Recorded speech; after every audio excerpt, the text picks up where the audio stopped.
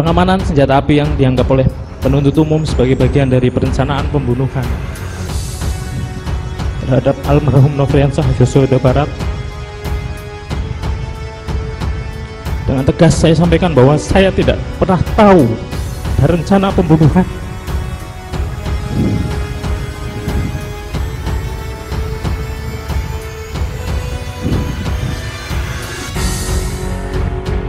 Apalagi dianggap sebagai bagian dalam rencana tersebut.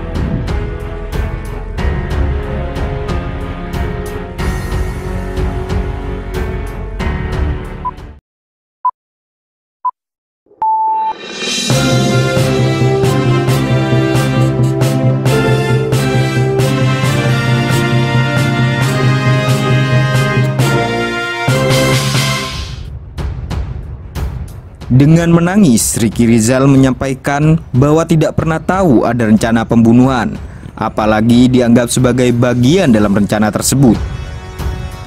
Pada saat terjadi keributan antara Nofriansah Yosua Huta Barat dengan Kuat Ma'ruf, hingga Kuat Ma'ruf sempat menggunakan pisau untuk mengejar Yosua, Ricky mengungkapkan sebagai senior dan dituakan. Dia melakukan tindakan mengamankan senjata api sebagai bentuk antisipasi dan mitigasi resiko terjadinya keributan kembali di antara mereka. Ricky Rizal mengungkapkan upaya pengamanan terhadap pisau yang dipakai Kuat juga sudah dilakukan malam itu, dan tindakan pengamanan senjata api sudah disampaikan langsung terhadap Yosua.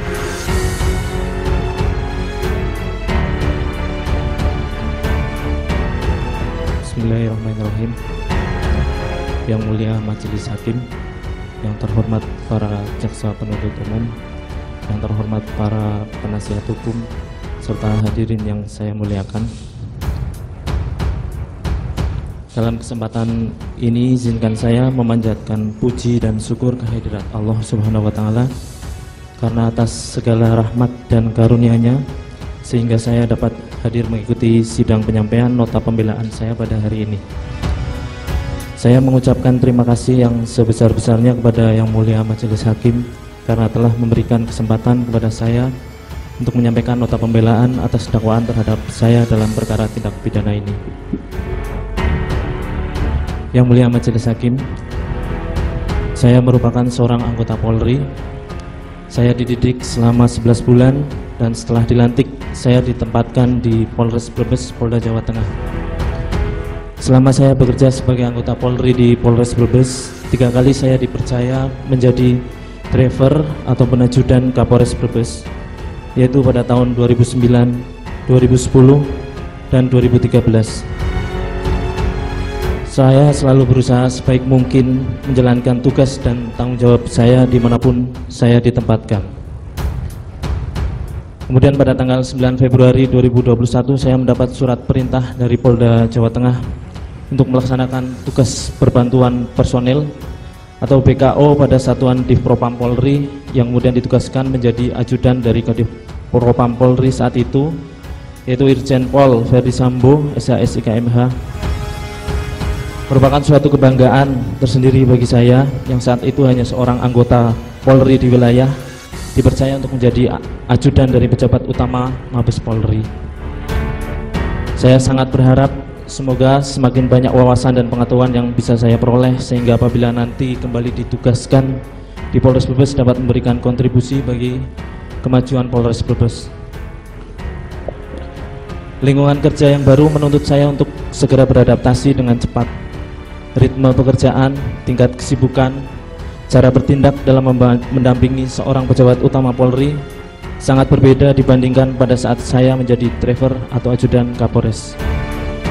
Tapi suasana kerja perangkat baik driver, ajudan maupun sipil tidak berbeda jauh ketika Bapak Verdi Sambo menjabat sebagai Kapolres Brebes. Bapak Verdi Sambo, Ibu Putri, serta putra dan putri beliau memperlakukan kami semua seperti bagian dari keluarga beliau sendiri. Beliau juga memperhatikan keluarga kami, kedekatan kami tidak seperti hubungan pimpinan dan bawahan. Tetapi meskipun demikian, kami juga harus sadar dan tahu ada batas-batas yang tidak boleh kami langgar.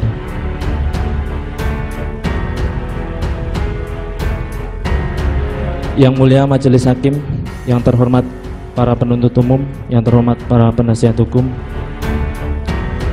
Pada malam dini hari tanggal 7 Juli 2022 sekitar pukul 00, Bapak Ferdi Sambo dan Ibu Putri merayakan hari ulang tahun pernikahan di rumah Magelang. Seperti biasanya pada perayaan-perayaan sebelumnya, suasana sangat hangat, terpancar kebahagiaan pada kami semua yang ada di rumah. Pada pagi hari Bapak Ferdi Sambo harus kembali ke Jakarta karena tugas, sedangkan Ibu Putri tetap berada di rumah Magelang untuk memantau putrinya yang baru masuk di sekolah SMA Taruna Nusantara. Tidak pernah terbayangkan sedikit pun ada kejadian pada malam hari tanggal 7 Juli 2022 di rumah Magelang yang selanjutnya membuat saya dituduh melakukan bentuk perbuatan melawan hukum.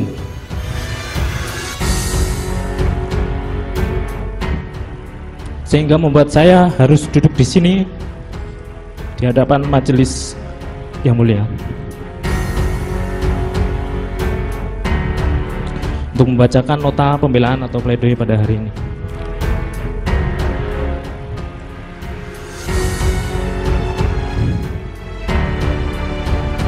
Pengamanan senjata api yang dianggap oleh penuntut umum sebagai bagian dari perencanaan pembunuhan terhadap almarhum Nofriansah Yosua Huta Barat. Dengan tegas saya sampaikan bahwa saya tidak pernah tahu ada rencana pembunuhan.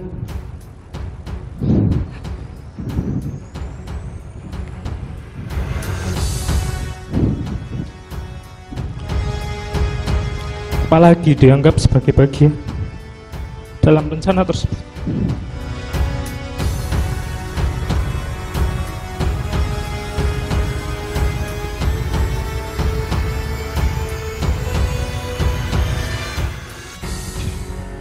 Pada saat itu terjadi keributan antara almarhum Yosua Nofriansah Huta Barat dengan Om Kuat Ma'ruf.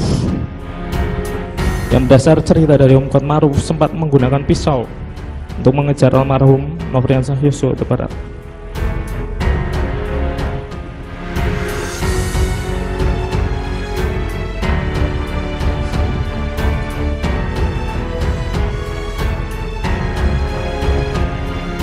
Saya sebagai seorang anggota Polri, sebagai senior, sebagai yang dituakan, melakukan tindakan mengamankan senjata api sebagai bentuk antisipasi dan mitigasi resiko terjadinya keributan kembali di antara mereka.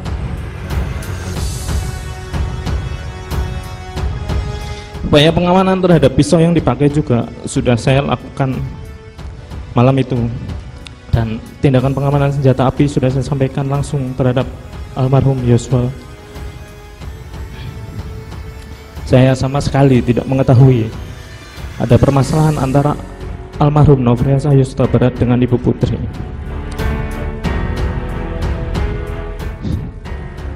Saya tidak pernah tahu bahwa ada ancaman yang dilakukan oleh almarhum Nofriansah Yosua Huta Barat kepada Ibu Putri. Selain itu, yang mulia Majelis Hakim, saya tidak pernah ada permasalahan baik secara pribadi maupun kedinasan dengan almarhum Yosua. Dari keterangan saksi yang hadir di persidangan, tidak ada yang menyebutkan ada perintah terkait mengamankan senjata. Didukung hasil pemeriksaan poligraf kepada saya dengan isu apakah ada seorang yang menyuruh mengamankan senjata milik Nofriansah Yosua. Yang saya jawab tidak ada dan sudah terindikasi jujur. Berdasarkan pada keterangan saksi Bapak Ferdi Sambo, Ibu Putri, Om Kuat dan Susi yang menyatakan mereka tidak mengetahui bahwa saya telah mengamankan senjata milik almarhum Nofriansah Yosua Huta Barat.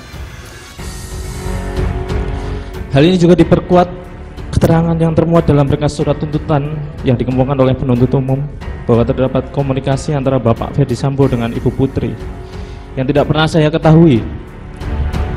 Pada Jumat dini hari tanggal 8 Juli yang menyatakan bahwa Ibu Putri meminta Bapak Ferdi Sambo untuk tidak menghubungi ajudan atau yang lain, dan menyatakan Ibu Putri takut apabila terjadi sesuatu yang tidak diinginkan mengingat almarhum memiliki senjata.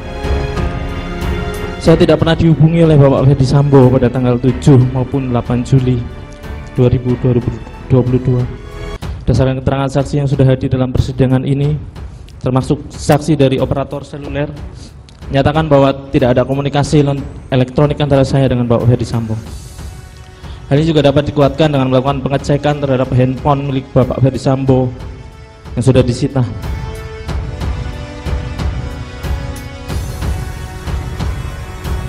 Mohon izin yang melanjutkan yang mulia majelis hakim. Pagi hari tanggal 8 Juli 2022, saya diperintahkan secara mendadak oleh Ibu Putri untuk mempersiapkan dan ikut mengantar beliau pulang ke Jakarta. Sebagai seorang bawahan, sudah menjadi hal yang wajar untuk memenuhi tugas dari seorang pimpinan. Dalam hal ini Ibu Putri sebagai istri dari Kadif Propam, perintah yang disampaikan juga jelas, tidak ada kaitannya dengan tuduhan yang mengatakan saya sudah mengetahui dan menghendaki kemungkinan dilakukannya sesuatu terhadap almarhum Nofriansah Yosua Huta Barat. Setelah tidak ada hubungannya dengan perintah backup yang penuntut umum ambil dari keterangan setelah tiba di Jakarta. Perintah mendadak tentu mengakibatkan semua dilakukan secara terburu-buru, termasuk menurunkan barang-barang dan sekaligus senjata api yang telah saya amankan karena khawatir ada keributan lanjutan antara almarhum dengan Om Kuat Ma'ruf pada malam sebelumnya. Senjata tersebut saya letakkan di dashboard mobil LM bersamaan dengan meletakkan senjata stayer yang memang biasa diletakkan di mobil ibu. Selain itu memang almarhum Yosua sepengetahuan saya juga akan duduk di situ yang kemudian diasumsikan sebagai tindakan mengamankan senjata kembali dan respon dalam bentuk kehendak serta rencana yang saya sebagai judan yang terlatih untuk meluluskan dan mendukung kehendak Bapak Ferdi Sambo yang berencana meminta bantuan backup di Jakarta. Sekali lagi, penuntut umum memakai keterangan yang baru dikemukakan oleh Bapak Ferdi Sambo di Jakarta. Jika saya berniat untuk mengamankan kembali senjata almarhum Yosua Nofriansah Huta Barat, akan lebih masuk akal bagi saya untuk meletakkan senjata tersebut dalam tas tumi milik saya, sehingga senjata tersebut selalu dalam penguasaan saya. Tidak pernah saya menyampaikan kepada siapapun bahwa jangan sampai almarhum Nofriansah Yosua Huta Barat mengambil senjatanya kembali.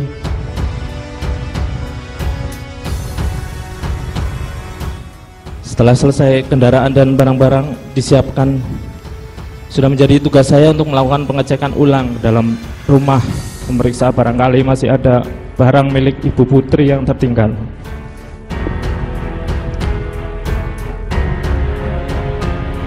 Ketika saya melakukan tugas tersebut, saya tidak tahu dan tidak pernah menyampaikan kepada siapapun tentang pembagian tempat duduk di kendaraan yang akan dipakai menuju ke Jakarta.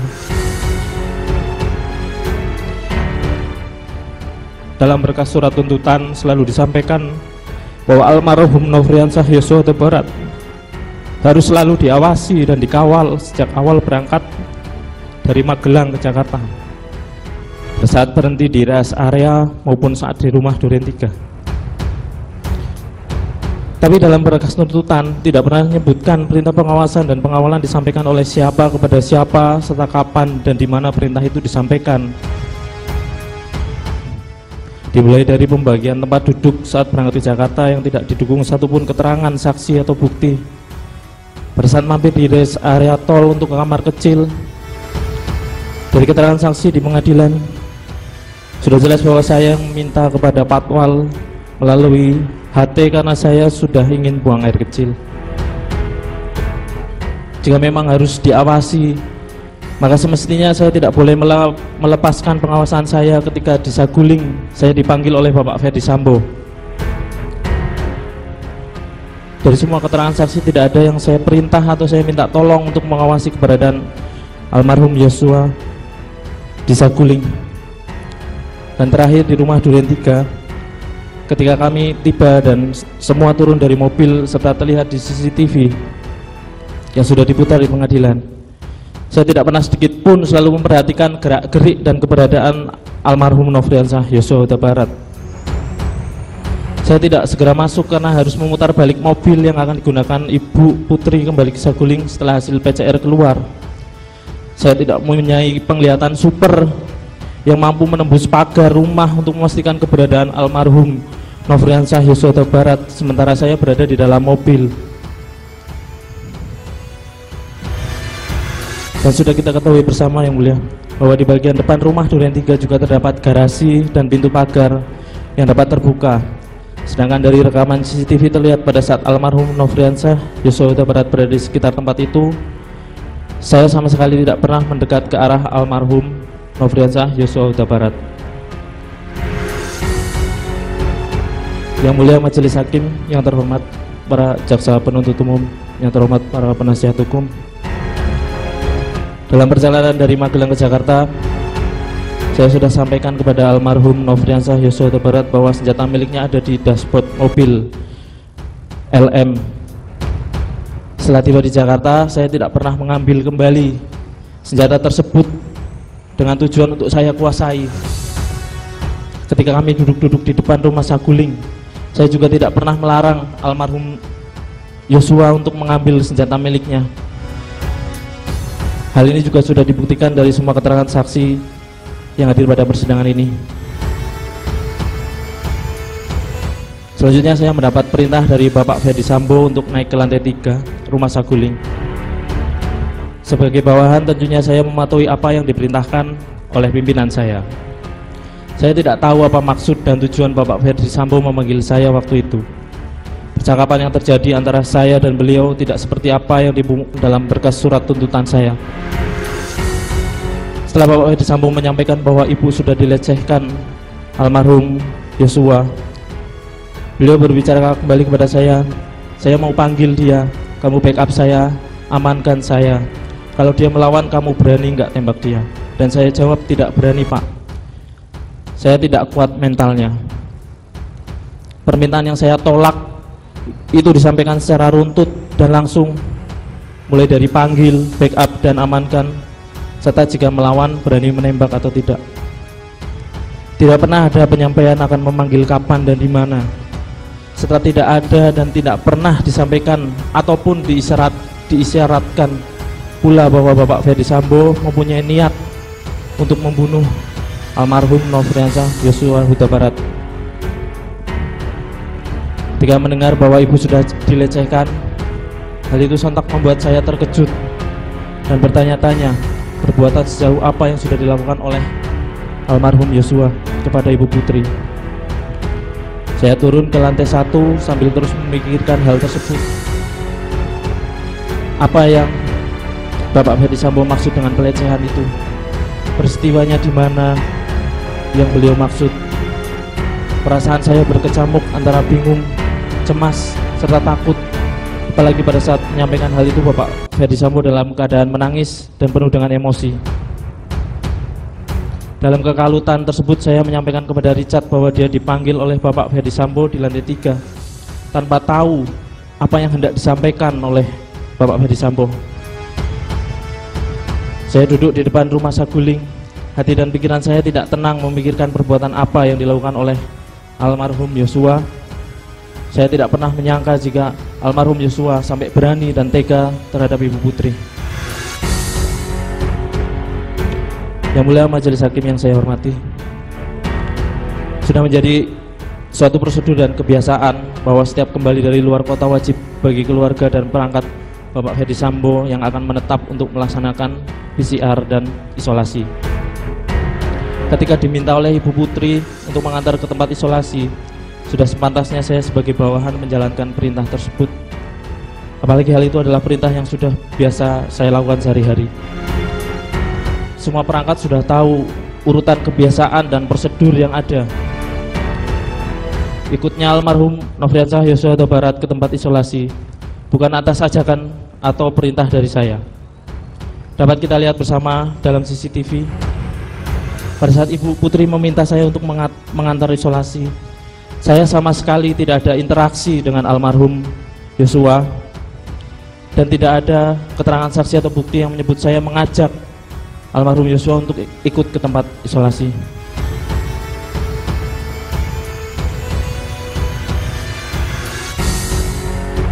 Saya tidak pernah tahu jika Bapak Ferdi Sambo akan menuju rumah Duren 3. Sepengetahuan saya, Bapak Ferdi Sambo akan menghadiri undangan untuk bermain badminton di Depok seperti yang disampaikan Romer dan Prayogi pada saat kami duduk di depan rumah Saguling. Pada saat disampaikan oleh Om Kuat Ma'ruf bahwa saya dan almarhum Yosua dipanggil oleh Bapak Ferdi Sambo, tidak pernah terbayangkan dan terfikirkan sedikit pun bahwa almarhum Yosua akan ditembak dan dibunuh di rumah Duren 3. Peristiwa penembakan terjadi begitu cepat. Ketika saya masuk karena dipanggil dan berjalan mendekat ke ruang tengah, saya melihat almarhum Yosua sudah berada di depan dari Richard dan Bapak Ferdi Sambo. Saya mendengar ucapan jongkok yang diikuti Richard menodongkan senjata kemudian menembak almarhum Yosua. Melihat kejadian tersebut membuat saya merasa sangat takut, kaget, dan panik. Saya mendengar suara Romer dan saya segera mencoba menghampiri ke arah dapur di mana Romer tadi terakhir saya lihat ada di sebelah karpot, dengan tujuan untuk dapat memberikan pertolongan. Saya merasa shock dan bingung dengan apa yang baru saja terjadi di depan mata saya. Pasca peristiwa penembakan, banyak anggota yang berdatangan ke rumah Duren 3. Saya hanya berada di sekitar karpot dan melihat Bapak Ferdi Sambo menemui semua yang datang saat itu, tanpa ada satupun yang bertanya kepada saya. Seperti yang kita ketahui, Yang Mulia, banyak dari pimpinan saya juga sedang menjalani sidang kasus obstruction of justice dalam perkara ini. Sampai pada akhirnya, saya dibawa oleh anggota Provos ke kantor Biro Provos Mabes Polri untuk dimintai keterangan. Di ruang Provos, Bapak Ferdi Sambo memanggil saya, Om Kuat, dan Richard ke salah satu ruangan, kemudian menyampaikan kepada kami skenario tembak-menembak yang terjadi di rumah Duren 3 dengan tujuan membantu Richard pasca peristiwa penembakan tersebut. Beberapa hari setelah pemeriksaan oleh Provos, Paminal, dan penyidik, saya dipanggil oleh Bapak Ferdi Sambo. Beliau menanyakan apakah saya masih menyampaikan sesuai skenario yang disampaikan di ruang Provos kepada penyidik. Kemudian tanpa tahu maksud dan tujuannya, saya ditunjukkan amplop yang katanya berisi uang, akan tetapi tidak pernah diberikan dan tidak pernah saya terima, serta tidak pernah saya harapkan hingga saat ini. Beberapa kali saya menjalani proses pemeriksaan, saya masih menceritakan kronologi peristiwa di rumah Duren 3 adalah peristiwa tembak-menembak. Saya merasa sangat gelisah, tertekan, dan tidak tenang karena tidak menyampaikan kejadian yang sebenarnya. Itu semua karena setiap kembali dari pemeriksaan, Bapak Ferdi Sambo selalu menanyakan dan menyampaikan kepada saya untuk bertahan pada skenario tembak-menembak tersebut. Saya masih tinggal di rumah beliau dan saya masih sebagai bawahan beliau yang terpaksa harus menuruti perintah beliau.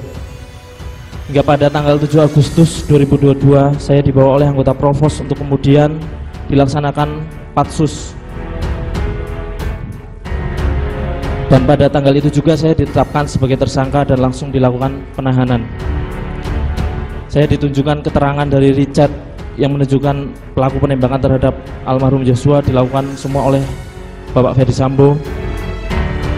Yang kemudian saya diminta untuk membaca Al-Quran. Baru setelah itu saya menuliskan testimoni kejadian sebenarnya peristiwa yang terjadi pada tanggal 8 Juli 2022 di rumah Duren 3. Sesuatu yang sangat sesali yang seharusnya saya sampaikan dari awal dilakukan pemeriksaan oleh penyidik kepada saya. Dalam kesempatan ini, izinkan saya untuk menyampaikan permohonan maaf saya kepada keluarga besar almarhum Nofriansah Yosua Huta Barat dan masyarakat karena sejak awal tidak menyampaikan kejadian yang sebenarnya pada saat diperiksa oleh penyidik, pada Kepolisian Negara Republik Indonesia, para pemimpin Polri, dan rekan-rekan anggota Polri dimanapun ditugaskan. Pada ibu, istri, putri-putri saya,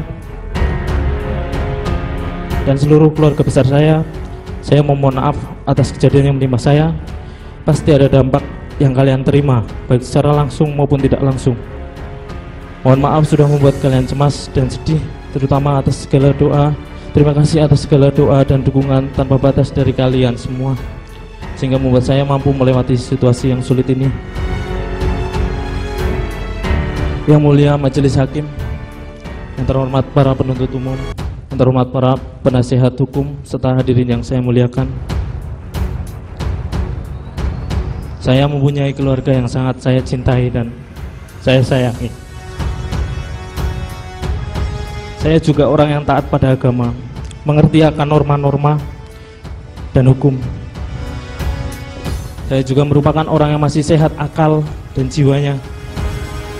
Tidak pernah terbersit niat sekecil apapun dari dalam hati saya akan menabrakkan mobil yang saya kendarai bersama almarhum Yosua untuk mencelakai atau bahkan membunuh almarhum Yosua. Yang apabila saya lakukan hal tersebut, sama saja saya berniat untuk bunuh diri. Dan saya tegaskan sekali lagi bahwa saya tidak pernah menyampaikan hal sangat tidak masuk akal seperti itu kepada siapapun. Yang mulia Majelis Hakim, yang terhormat para penuntut umum, yang terhormat para penasihat hukum,